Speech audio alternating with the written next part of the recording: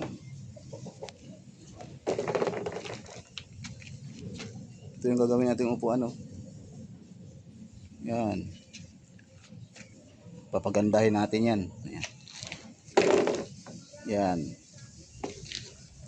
Papagandahin natin yan. Grabe, oh. Ay, yung gamit natin. Grabe, oh. Yan, ang itsura niya, no. Yan. Yung papagandahin natin. So, wag nyo ng ano, yung mga upuan nyo dyan, wag nyo nang itapon. Kasi yung tulad nito, nagagawan pa ng paraan.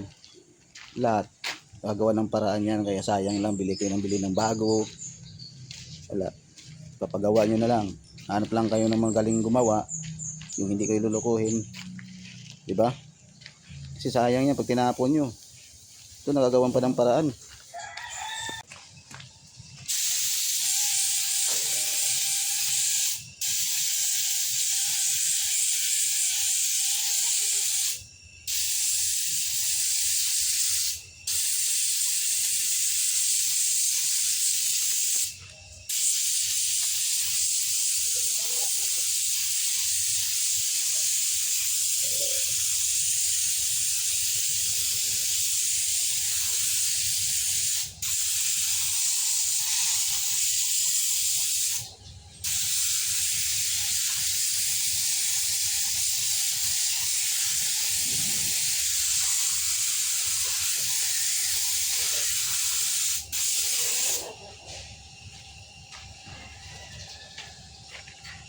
Oo.